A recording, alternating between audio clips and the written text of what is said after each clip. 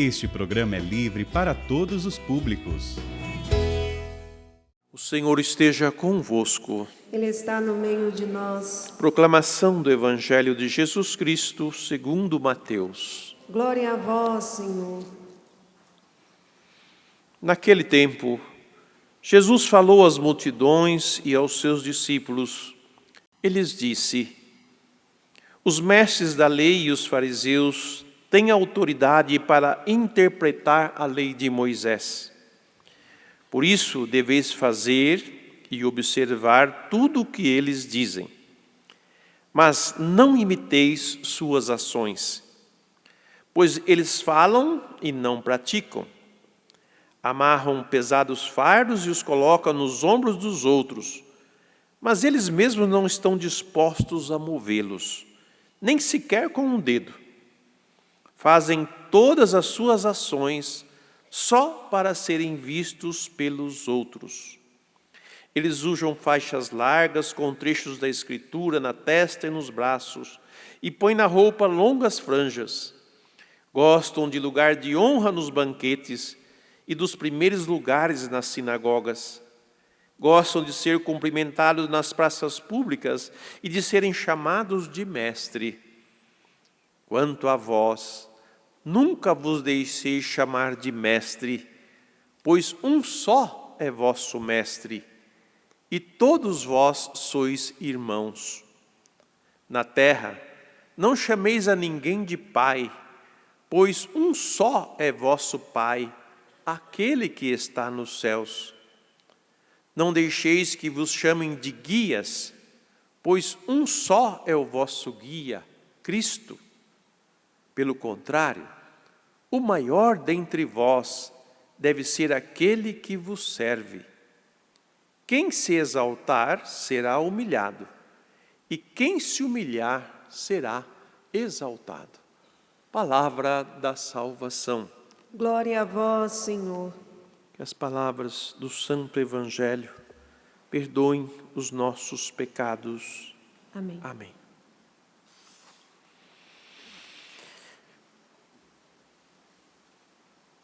Deus não quer outra coisa de nós, como filhos e filhas, senão a nossa salvação. E como resposta a esse Deus que quer a nossa salvação, o convite que Ele faz, que deve conter dentro da nossa resposta, primeiro, reconhecer que Ele é Deus. Segundo, reconhecer que nós estamos em pecado, ou que nós pecamos contra Ele. Confessar os nossos pecados, mudando a nossa prática de vida, por uma vida correta, por uma vida justa, por uma vida verdadeira. O que o profeta Isaías nos convida? A nos levantar, a nos purificar, a tirar as maldades de nossas ações da frente de Deus. Nós vivemos num mundo que não tem, vamos dizer assim, vergonha na cara de nos ensinar todos os tipos de atrocidades e de rebeldias. Parece que nós já nascemos do berço ouvindo nossos pais dizerem palavrões ou fazerem coisas erradas. Vemos os nossos representantes, vemos os nossos líderes fazendo coisas que é como se fosse um profano, um mundano, ou um que não tem nada a ver com Deus. E nós aprendemos desde pequeno as coisas que não devíamos ter aprendido nunca de nossos pais e do convívio onde nós estamos. E às vezes as repetimos continuamente como se fosse algo normal. Quando digo algo normal, é como o texto normal, que refere-se a uma norma que nos direciona para aquilo.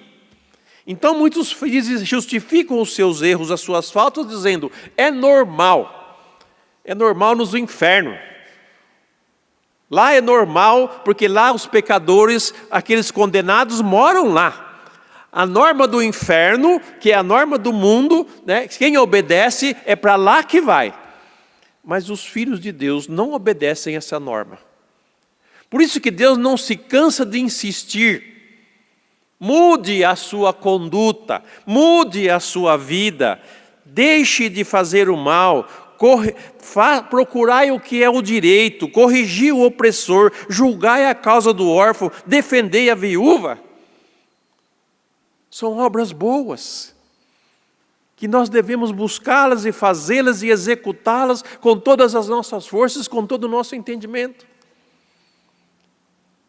Então Deus fala assim, você quer a vida que eu tenho para você? Abandone o seu modo de viver, né? Mude o seu comportamento, mude as suas atitudes, mude seus gestos, mude suas palavras, e depois você vem conversar comigo. Se o seu pecado é tão terrível assim, eu vou torná-lo branco como a neve. Se é vermelho como carmesim, eu vou torná-lo branco como a neve. Não importa o tamanho dos nossos pecados, mas se nós mudarmos a nossa conduta, Deus está disposto a perdoá-los todos. E o que Jesus nos diz no Evangelho? Ele fala daqueles que são os responsáveis da formação do povo de Deus, que conhece a doutrina, que ele vai dizer, escute o que eles dizem, porque eles têm autoridade para interpretar a lei de Deus, mas não faça o que eles fazem. O segundo ponto que Deus pede para nós é coerência. Se você não sabe o que é coerência, procure no dicionário, né, português brasileiro, que você vai entender com mais detalhes ainda, mas eu vou dizer para você que coerência é, eu sou aquilo que falo e eu falo aquilo que sou. Eu falo aquilo que faço, aliás, eu falo aquilo que faço e faço aquilo que falo. Não há incoerência, quer dizer, não há mentira em mim, não há falsidade em mim, não há notícia falsa em mim. Isso que é coerência. O que Jesus pede de nós, dos discípulos e de nós também, é coerência de vida. Porque não adianta dizer, eu rezo 1000 terços, eu faço tantas orações, mas a minha vida diária não condiz com aquilo que eu rezo, não condiz com aquilo que eu acredito, não condiz com aquilo que eu faço. Sejam coerentes, porque Deus vai nos medir conforme a nossa medida. E nós seremos todos julgados e passaremos todos pelo crivo da justiça. Mas Ele nos convida, meus filhos e minhas filhas. Tanto que Ele vai dizer, não chame ninguém de mestres, porque nós temos um só mestre, não chama ninguém de guia, porque nós temos um só guia, não chama ninguém de pai, porque temos um só pai. Deus é o nosso pai. O Espírito Santo, Jesus é o nosso guia, o Espírito Santo é o nosso formador. Nós cremos em Deus. Então que não briguemos por posição, briguemos por ser reconhecidos.